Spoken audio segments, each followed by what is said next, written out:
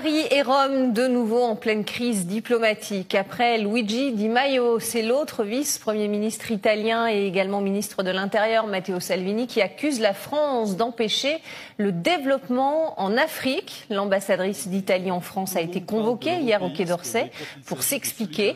Le commissaire européen aux affaires économiques, Pierre Moscovici, a qualifié les propos de Luigi Di Maio d'insensés et d'irresponsables. Écoutez ses propos. Si aujourd'hui nous avons encore des personnes qui quittent l'Afrique, c'est à cause de plusieurs pays européens, la France en tête, qui n'a toujours pas fini de coloniser l'Afrique. Il existe des dizaines de pays africains pour lesquels la France imprime leur propre monnaie, la France des colonies, et c'est avec cela que la dette française est financée. Si la France n'avait pas de colonies africaines qu'elle appauvrit, elle serait la 15e puissance économique mondiale et au lieu de cela, elle figure parmi les principales en raison de ce qu'elle fait à l'Afrique.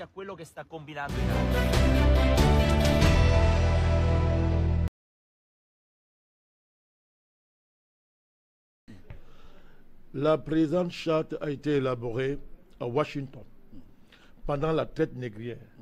Ensuite, discrètement négociée à la conférence de Berlin en 1885, pendant que les puissances occidentales se partageaient l'Afrique.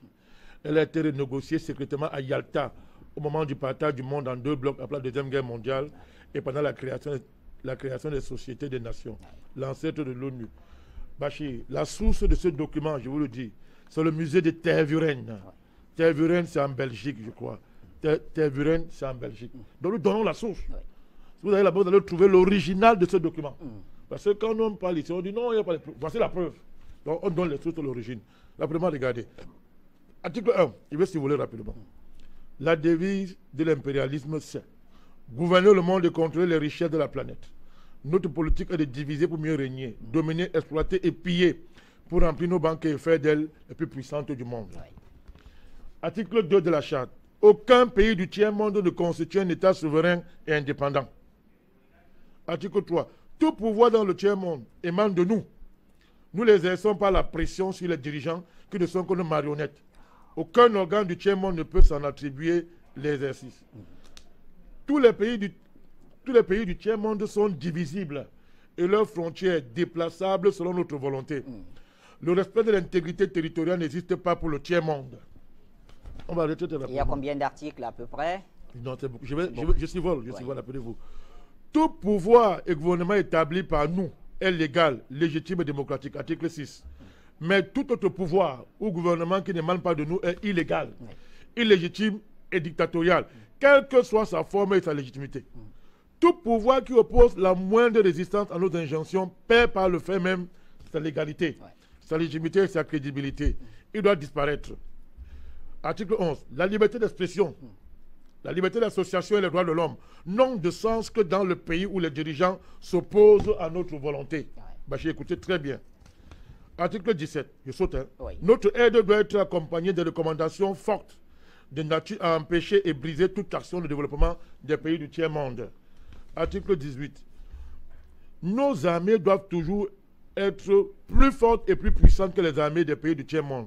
La limitation et l'interdiction d'armes de destruction massive ne nous concernent pas, mais les autres. Nos armées doivent s'entraider et s'unir dans la guerre contre l'armée d'un pays faible pour afficher notre suprématie et se faire craindre par les pays du tiers-monde. Toute intervention militaire, Bachir, a pour objectif de protéger nos intérêts et ceux de nos valets.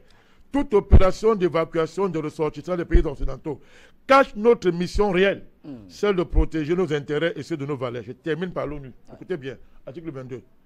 L'ONU est notre instrument. Nous devons l'utiliser contre nos ennemis et les pays du tiers-monde pour protéger nos intérêts. Article 23. Notre objectif est de déstabiliser et détruire les régimes qui nous sont hostiles et installer nos marionnettes sous la protection de nos militaires, sous la couverture des mandats des forces de l'ONU. M. Bachir, dites bien, les résolutions de l'ONU sont des tests qui nous donnent le droit et les moyens de frapper, de tuer et de détruire les pays dont les dirigeants et les peuples qui refusent de se soumettre à nos injonctions sous la couverture des résolutions du Conseil de sécurité de l'ONU. Mon cher Bachir, je termine par là. Notre devoir, article 25, est de maintenir l'Afrique et d'autres pays du monde dans le sous-développement. Installer la misère, la division, les guerres, le chaos pour les dominer, les exploiter et les piller, ouvrez vos oreilles, à travers les missions des Nations Unies, mon cher Bachir. Notre règle d'or, article 26, est la liquidation physique des leaders et dirigeants nationalistes du tiers-monde. Alors Bachir, je ne continue pas. ouais. Charte de l'impérialisme. Je vous dis, on en a demandé, il n'y a pas la source. Ouais. Tervuren se trouve le musée royal de l'Afrique centrale. Tervuren est une commune néerlandophone de Belgique, située en région flamande, dans la province du Brabant flamand. Tervuren, ouais. On donne les sources, on donne le lieu. Très bien. Voilà. Vous savez, moi j'ai d'habitude de dire que j'ai gouverné dans la douleur, parce que j'ai passé mon temps à faire des ajustements. Nous avons subi les programmes d'ajustement structurel du Fonds monétaire de la Banque mondiale, qui ont été des catastrophes, qui nous ont conduits sous couvert de privatisation à des liquidations, à l'affaiblissement de l'action publique, à l'affaiblissement de la fonction publique, qui nous ont amenés à brader une bonne partie de la... qui nous ont amenés à brader et certains avoirs nationaux. Mais le problème, c'est que nous étions dans un pays fragilisé par les conflits. Nous avons vu, quand il y a eu des velléités, nous avons senti que cela pouvait conduire jusqu'à la limite, à la chute du régime. À partir de 1990, In a catch-22 situation, you see.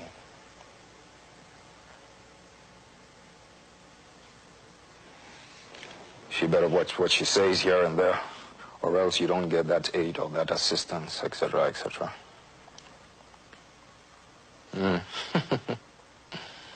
What kind of blackmail is this? And it's a painful thing for me sitting here to have to be making such admissions. But these are some of the truths, the hard facts, my dear. You know? un jour, un responsable du Fonds monétaire m'a dit, Monsieur le Président, avec la cote que vous avez dans votre pays, vous devez accepter de prendre des décisions impopulaires parce que vous seul, vous pouvez les faire accepter. Bon, il avait raison. Mais en même temps, cette cote, à ce moment-là, elle dégringolait. Hein? Mais j'étais obligé de le faire. Et un jour, un syndicaliste m'a dit, mais Monsieur le Président, pourquoi vous voulez accepter de faire ça? J'ai dit, mais j'ai le dos au mur. Si je ne le fais pas, peut-être qu'à la fin du mois, vous ne percevrez pas vos salaires, vous les fonctionnaires. Parce que je n'aurai pas les fonds que j'attends. Et finalement, bon, les gens acceptaient bon gré, mal gré. Mais ça se ressentait, hein. Après, aux élections suivantes, on voyait l'érosion se faire. C'est à ça qu'on sert aussi. Aujourd'hui, c'est focalisé sur le fait qu'il faut tirer sur nos chefs d'État africains. Non, c'est un système. Ça veut dire, celui qui prend le pouvoir d'État dans ce système, il n'a pas d'autre choix que de se soumettre à la France. Sinon, vous perdez votre place, ça c'est dans le meilleur des cas, sinon c'est la vie elle-même. Nous prenons des exemples. Premier cas. Je voudrais qu'on laisse les émotions de côté. Il ne s'agit pas d'un parti politique. Il ne s'agit pas de soutenir un individu ici.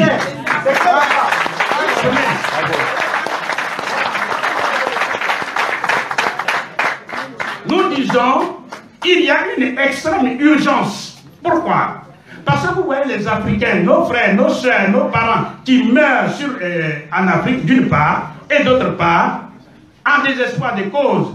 Ceux qui pensent que c'est en étant, en prenant le chemin de l'exil, en venant en Europe, qu'ils peuvent avoir une puissance salvatrice. Mais vous voyez qu'ils meurent dans les océans. Et ceci, dans notre impuissance généralisée. Donc nous disons les solutions existent.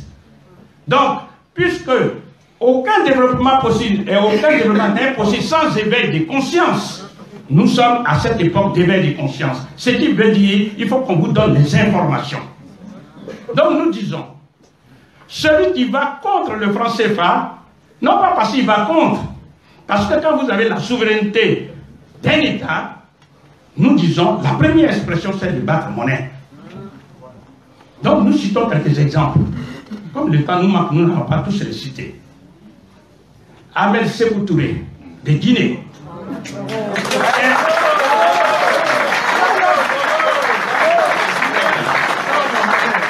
Ahmed Sékou Touré de Guinée.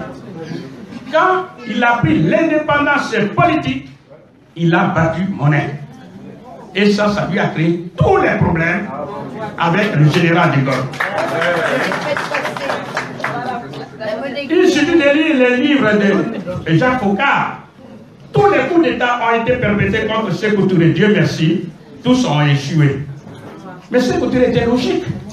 On a fait de lui un meurtrier, un criminel. Mais Sékou Touré a toujours dit, nous n'allons pas transiger avec la souveraineté de l'État guinéen. Le franc guinéen.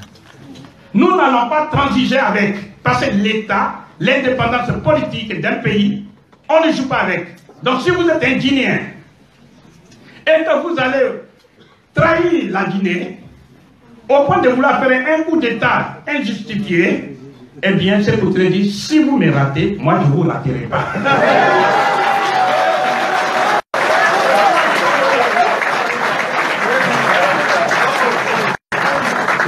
C'est pourquoi nous avons montré le côté négatif de Sékou Touré.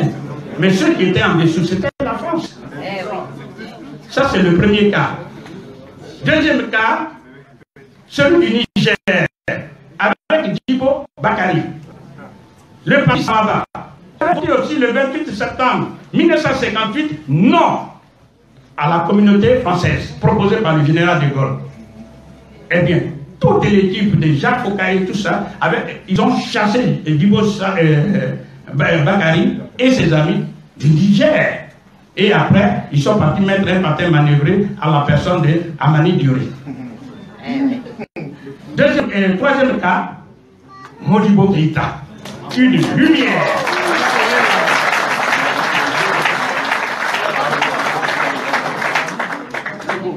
Modibo Keïta, une lumière. Eh bien, il a créé le franc malien. Il a créé le franc malien. Mais hélas, 1000 fois hélas, au nom de son patriotisme, on a utilisé, la France a utilisé des Africains, mais pour ménager les susceptibilité, je ne vais pas dire les noms de ces leaders africains, parce que Sylvanus Olympio du Togo. Sylvanus Olympio du Togo. Il a pris la décision de battre la monnaie du Togo. Tout était en place. Le 15 janvier 1963, la monnaie du Togo devait être en circulation. Mais la même France a utilisé le troisième homme, dont j'étais le nom, parce que je sais que vous le connaissez. Et le 13 janvier 1963, Sylvanus Olympio a été assassiné. Toujours pour la monnaie. Cinquième cas, François Ngata Tombadai, du Tchad. Eh bien, pour avoir osé inventer la monnaie du Tchad, à cette époque, eh bien, l'armée française l'a bombardé le 13 avril 1975 et il a été tué. Ensuite, tout récemment, vous avez été témoin oculaire. Le Libyen, Muammar Kadhafi, a mis tous les moyens en jeu pour pouvoir créer la monnaie africaine. Précisément, la Banque centrale africaine. Le Fonds monétaire africain pour retirer les Africains du joug du FMI. Et la Banque des investissements africains. Pour avoir osé faire ces trois démonstrations qui allaient libérer l'Afrique, eh bien, il a été assassiné le 20 octobre 2011. Donc, vous avez été témoin oculaire, c'est celui du président Laurent Gbagbo de Côte d'Ivoire.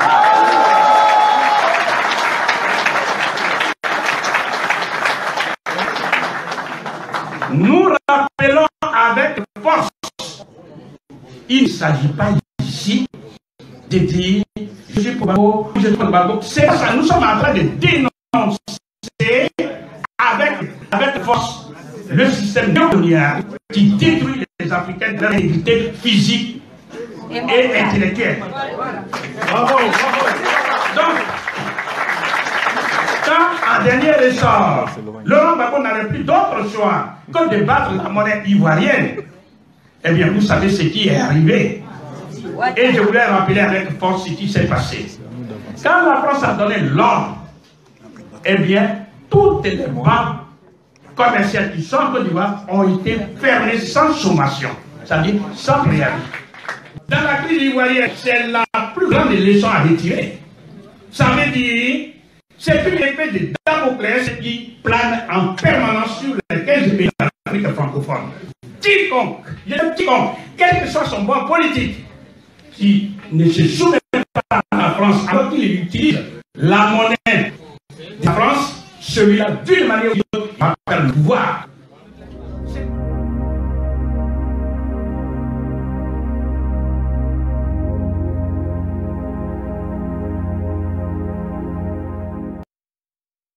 Du Mali. Très bien. Tout à fait.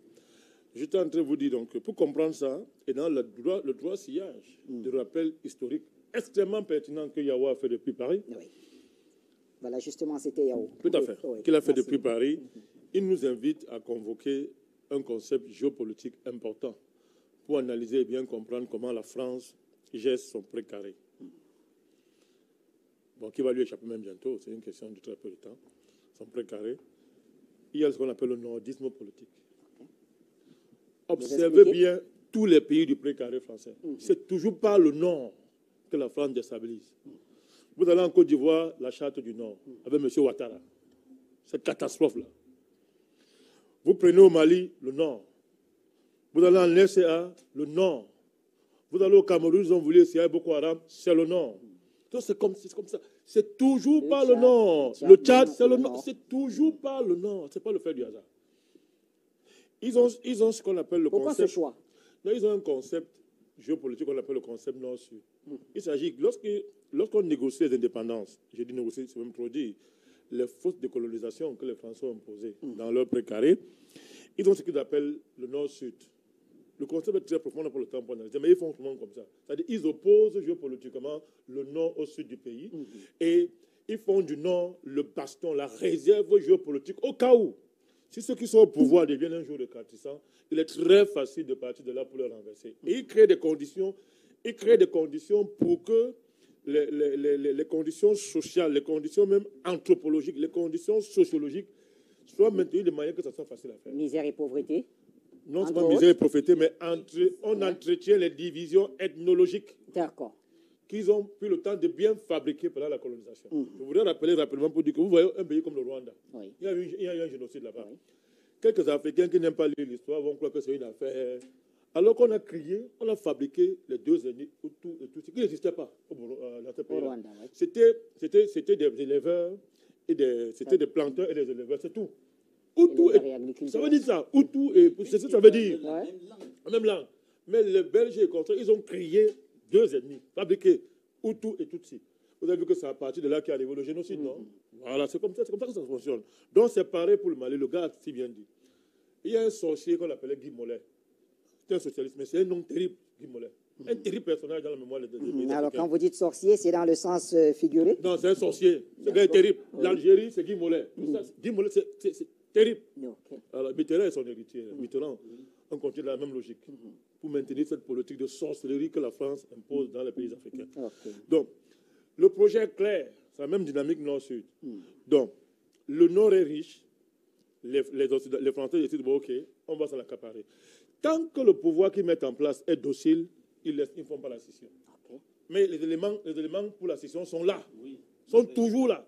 On s'arrange à ce que cette zone du Magnon ou notre échappe au pouvoir central en entretenant les contradictions ethniques, géo-ethniques. Vous prenez le cas du Mali, vous avez l'affaire des Touaregs. Oui. C'est un masque. Mais derrière, on infiltre les éléments géopolitiques, on infiltre les services de renseignement qui vont amadouer, acheter quelques leaders de la tribu pour entretenir le conflit. De manière à ce que, d'abord, on va les convertir dans le trafic.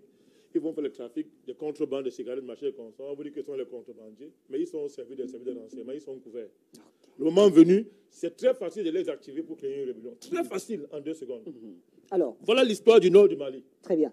Souvenez-vous, quand ça a commencé ici à Afrique Média, souvenez-vous, Bachir, c'est vous qui animez le plateau. Ouais. On n'a même pas vu le trop. On avait tout dit. Quand ça avait commencé ici, on a expliqué ça. On nous a dit que non, la France vient sauver le Mali. Les Français venaient dire non, il n'y aura pas de base militaire.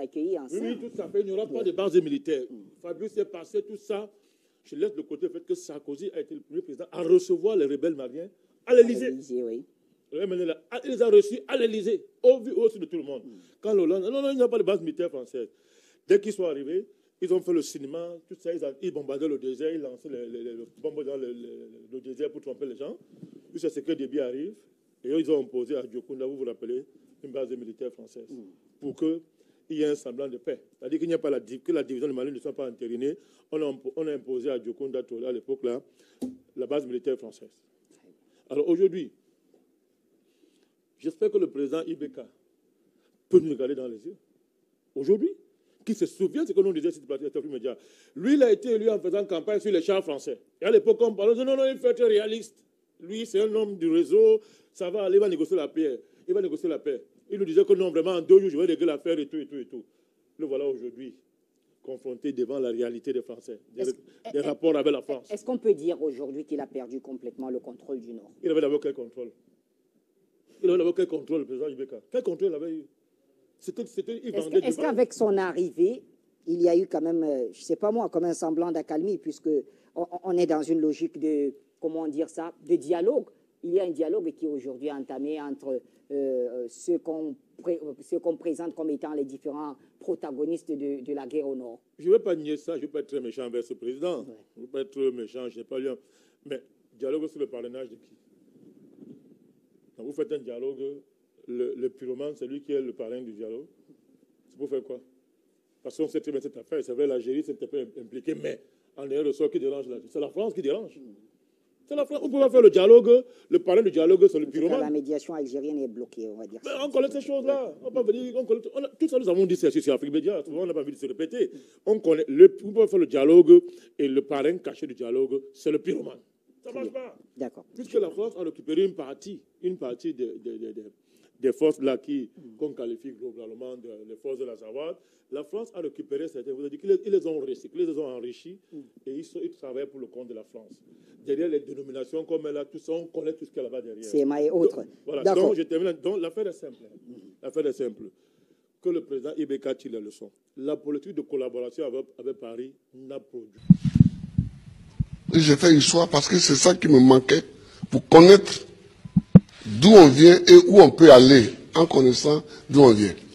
Je vois des gens qui découvrent qu'il y a un fauteuil à côté, ils peuvent s'asseoir dessus.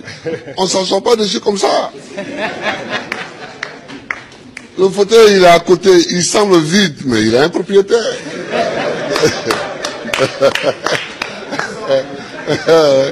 Il a un propriétaire. C'est quand tu veux t'asseoir dessus que tu te rends compte qu'il a un propriétaire. Et le propriétaire, il faut savoir que le propriétaire du fauteuil présidentiel, c'est le peuple. Il faut toujours savoir ça, que c'est le peuple. Tu as beau être ce que tu es, si tu ne sais pas que c'est le peuple, et que tu ne te conduis pas en conséquence, tu ne peux pas t'asseoir dessus. C'est tout ça que moi j'ai envie que les Africains sachent. Et puis, il faut aimer son pays, il faut aimer l'Afrique. Le président Laurent Gbagbo a aussi donné le sens de son combat pour l'émancipation et la dignité des Africains qui ont aussi droit, selon lui, à vivre heureux dans leur pays, qui regorge des richesses inestimables. L'Afrique est une terre qui a subi tellement d'épreuves. Je ne sais pas si dans le monde, il y en a qui ont subi autant d'épreuves que nous. Les Juifs aussi ont subi beaucoup d'épreuves. Mais nous, les Noirs africains, tout le monde s'est assis sur nous. Esclaves.